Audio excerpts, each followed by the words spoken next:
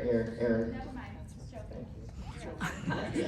My name is Diane from Coeur d'Alene. I have a question with regards to what is your position on the Convention of States? A lot of the concerns here mainly involve federal overreach, which has been going on for decades. Idaho on its own is not going to be able to fight that. So to what extent has Idaho or will Idaho join with other conservative states that are trying to fight these kinds of federal overreach, in particular your election laws that are coming out from Congress, the best R and HR one?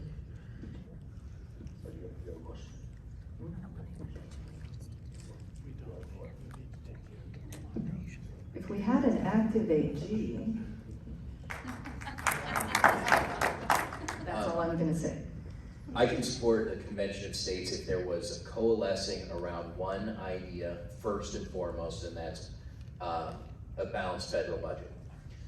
If the convention of states, a lot of the conversations I've had about people wanting the convention of states, it covers usually 3 different topics, and those topics are going to be of different importance to the states that are showing up, and it could very easily lead to a level of infighting and just back and forth that sees no real accomplishment done. Since the Convention of States is such a rare thing for our country to go through at this point, if we could do it with a level of focused concentration to get one majorly important thing done, which in my opinion is the first and foremost is a balanced federal budget, then it would show the people, it would show the rest of the states the ability for these states to come in, get something effective done, and give us the opportunity to come back and do it again. If we got a convention of states together and it was a lot of back and forth about what each state felt was most important, and we didn't really get much accomplished, you'd never see it happen again in our lifetime. And so if it's gonna go through, if it's gonna be supported, it has to be a concentrated effort on a single major issue, knock that domino down, and then you can continue to take those steps going forward. Real quick, I was kind of interested to see if we would see any legislation on that issue. I know former Representative Redmond is a big supporter of it, and he's talked to me about it in the past.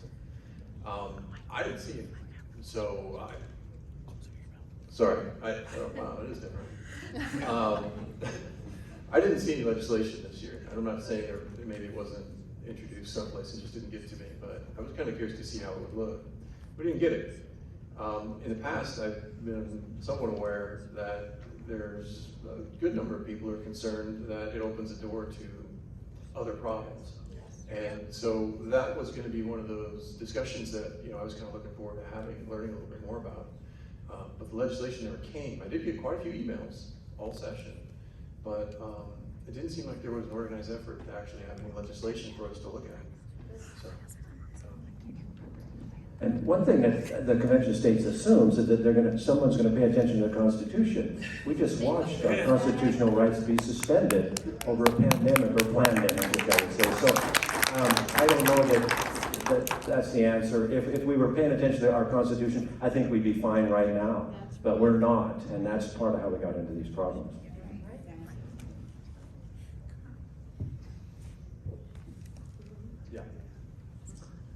Hello, I'm concerned about big tech censorship. I'm sure everyone is familiar with Facebook and Twitter deplatforming or shadow banning information, ranging from election claims to basically everything around this pandemic. But conservatives also face banning from banks, payment processors, cloud infrastructure, and even domain registrars. This problem will only grow with the imminent arrival of digital vaccine passports. I think enough is being done to stop those.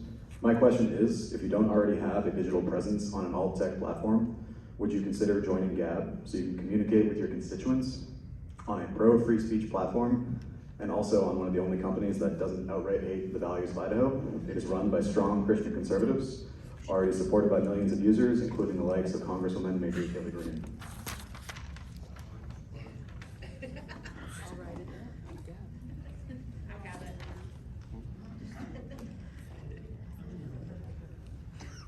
Have you heard of Gab?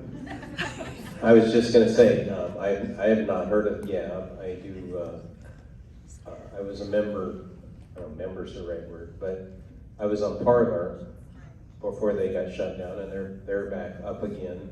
And I quit using Facebook. I'd always, for 10 years, I posted on Facebook. And this year I quit. And, you know, it is one way to get your message out, but I'm just so frustrated with their obvious shadow banning, outright banning, whatever. They do both. And so I just quit. But I certainly would look at GAB because I do think it's important as legislators to have a forum to communicate with your constituents. And while I have the microphone, I need to tell one Ruthie Johnson story. And that is that when I first ran in 2010, so 11 years, almost exactly 11 years ago, I won the primary, which here is the election. But I was pretty much just a nobody. And Ruthie Johnson called me and said, I want you to come put up a sign in my yard. And I said, okay. And I said, why is that? She says, because your opponent, and she wouldn't even give me his name, I obviously knew it, but she, being the political savvy person she was, she knew you don't mention your name's opponent. She said, he came up and put a sign up in my yard without my permission. And that really makes me mad. And so Ruthie not only took my sign, but campaign, we had a conversation. She said, I've done my homework, I know what you stand for. Otherwise I wouldn't have the sign in my yard either, and I was able to win that election, but that's the kind of person that Ruthie was. She was not just reactive, we had that question earlier, she was proactive, and she was always a great friend, always consistent in her beliefs, and she certainly will be missed.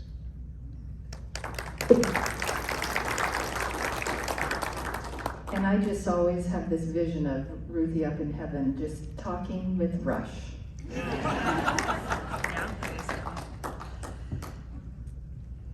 Here's three quick things, I hope.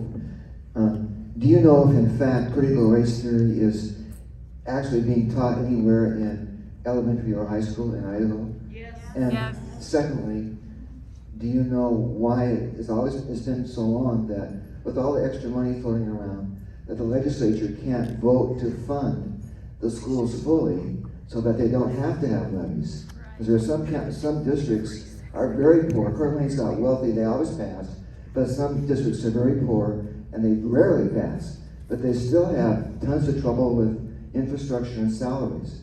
So I'm wondering why the legislature can't belly up to the bar and pass enough money to cover all the schools for all the stuff they need without the local people having to do levies. And the third thing is the Ethics Committee in the House, are they actually some sort of a judicial body, or are they just kind of, let's do what's right? Is there any kind of rules or regulations or rules of evidence they just get to do whatever? Or is the Health Ethics Committee something that serves the people really well? First, regarding the education funding, there will always be districts and schools that want more.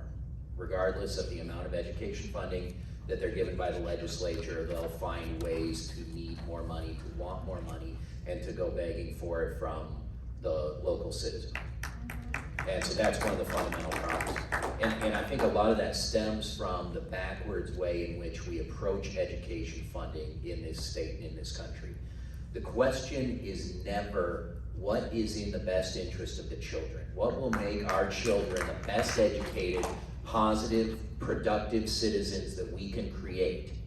And then how do you put that plan together and fund it? It's always the money first, and then we figure out how it eventually trickles down to affecting the children. It's completely backwards.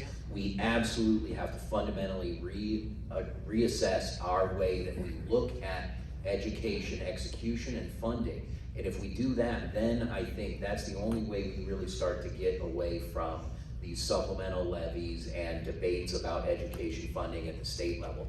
The first question and the first discussion always has to be what will create the best, most informed, free-thinking citizens and then everything else needs to follow that.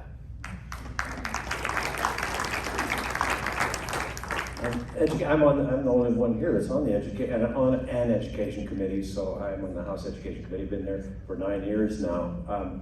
For 8 years, I've been working on a bill to try to get the money to follow the student. Yes. But this year I thought was the opportunity, and we got it through the House with actually 47 votes, 2/3 majority. The bill was amended in the Senate and finally killed in the Senate, so we did not succeed. We did some good things this year, but that's an enormous disappointment for me, because I don't see an improvement next year, because the Senate hasn't. It'll be the same people that opposed it in their Education Committee will oppose it again this time. But basically, that's the simplest way to do school funding, is to fund the student, let the parent decide where to send the student. I will say that charters do more with less. They don't have these facilities funding things, and we're privileged to have Coeur d'Alene Charter Academy right here in this area, and they're hands down the top school in the state, significantly above the rest of them, and they're doing it with less. So it can be done. Perhaps we need to visit the model for education, how we fund education. The best way, the funding formula for a student and everything. This is you look at this thing and this just makes your head spin. When I wake up in the middle of the night, I should be listening to old Tim Hill explain that, because it'll put you to sleep. But the fact is, we need to fund the student and let the parents decide. And that will not only reform education, take critical race theory out, because if parents see something happening in the school that they don't like, they can vote with their feet. That will change it. There are a number of things, but it was a major disappointment for this session. A lot of us worked really hard on it, and it did not go through the system. So, do you know what senators need to be targeted? Yeah. Like, seriously.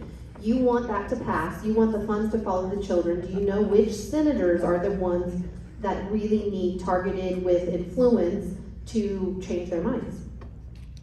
Yeah. Let me on this panel. comment on this, because I sit next to the Senate Education Chairman on the floor of the Senate, and he was just as frustrated as Representative Mendive, and he compiled a list of votes, and so we have 9. Most Senate committees have, except for Finance, have 9 members, 2 Democrats. So you need to have 3 Republicans vote with 2 Democrats to kill something in a committee.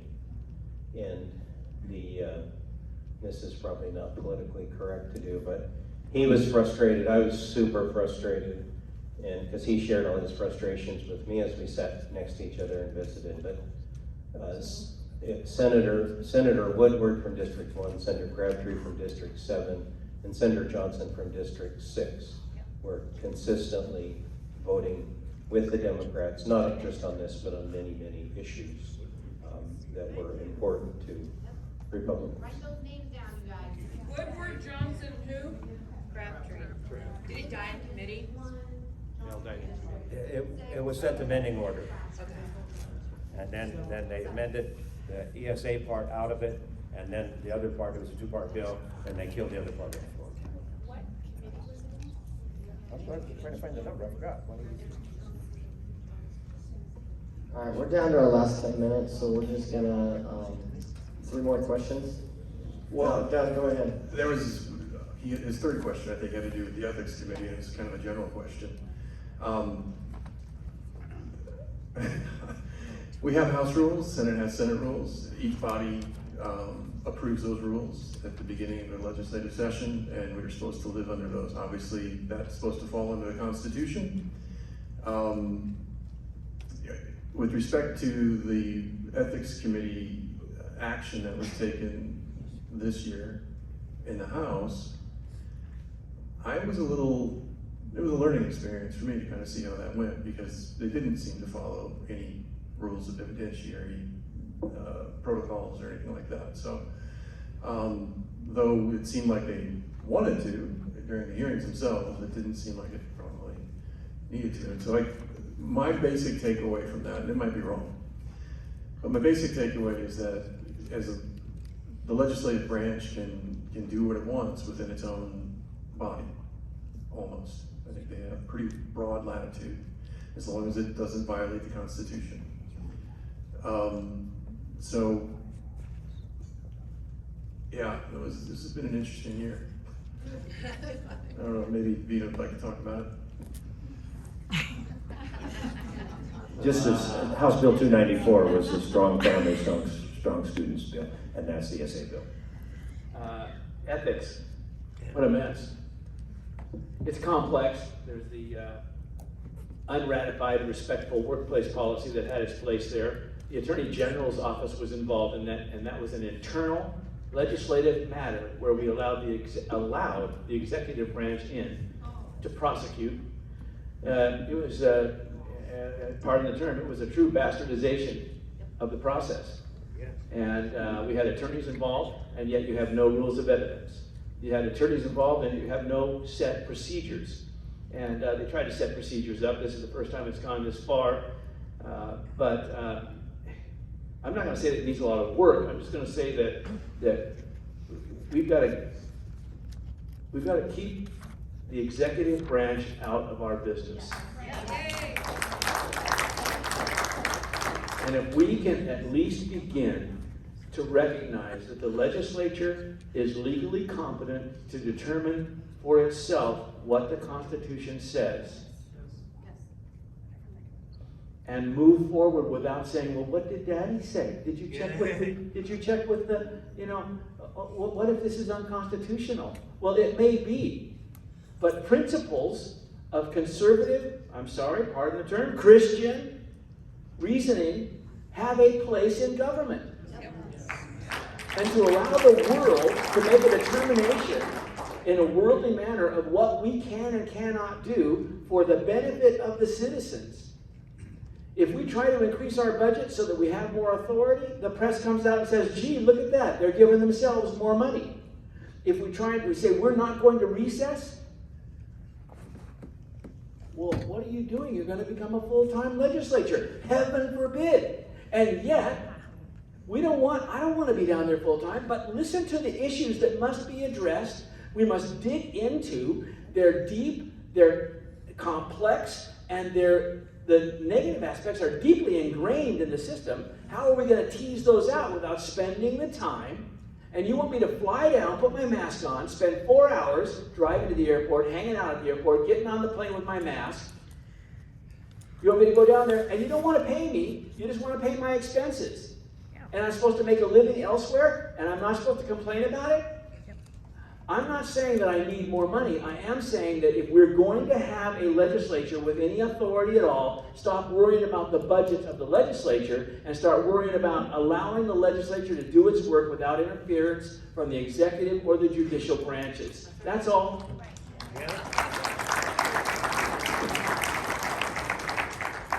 Since we're just real quick on the budget, the legislature, to run the legislature and all our staff is 1/10 of 1% of state general fund spending. Wow. So if I was to do a presentation of my last trip to Florida, which was about 2 months ago, it would be titled something along the line of soft totalitarianism and my recent trip to Florida. Now, while it may sound like Florida is open, in fact it is not. It's largely not open because of corporate structures. And so you can't go into Disneyland or any of those places without having your, something pointed at your forehead. You have to wear a mask the entire time you're there. It just is an example, but it's spread throughout from the Atlantic to the Gulf Coast. What are we doing here in Oregon, or what can we do? Or I'm sorry, Both of those states before. I'm trying to get them out of my head. Sorry about that to everybody. So what can we do here in Idaho to protect us from soft totalitarianism coming through corporations? It's already here. The legislature is interesting. We're a body unto ourselves. You have mask mandate in Boise, but 90% of the Republicans in the legislature did not wear masks the entire session. It's interesting, when COVID hit the legislature, mostly it was the mask people that got it, which is just saying. But there again, private industry, I'm a great believer in private industry, and I guess what it requires is for people, consumers, to stop consuming with those, to boycott them. I try to avoid Costco. I did go a few times, but as soon as they did the mask thing, I defended their right to do that, to require a mask, but I don't have to go there. And so, no, but you have to have the vaccine. They're not gonna have, I'll say this, you want, to be perfectly honest, you don't want us to do a lot to prevent this soft totalitarianism. Because that is now the government telling private businesses what they can and can't do, and that's a slippery slope. This is a community issue, and the community needs to make sure that these businesses understand that what they won't tolerate and choose to shop other places. And this is one of those things, just as somebody who was born and raised here in Idaho, I don't like the idea of the government telling these small businesses how they have to conduct the people that they allow in and how they do that thing. That should be largely left up to the businesses themselves, as any business owners in the room would probably agree, but it's up to the community to hold those businesses responsible for actions that they're taking that are contrary to what we want as a community. Amen. And I also think that it is, I agree completely, the government shouldn't be telling businesses how to run their business. But what the government can do is to protect the constitutional rights of the customers. And if that business comes out and says, you have to show a vaccine passport and tell us if you've been vaccinated or not, that's a HIPAA violation. And that needs to be upheld in court. Okay. I want to thank you for your service. Really appreciate what you do. Thank you.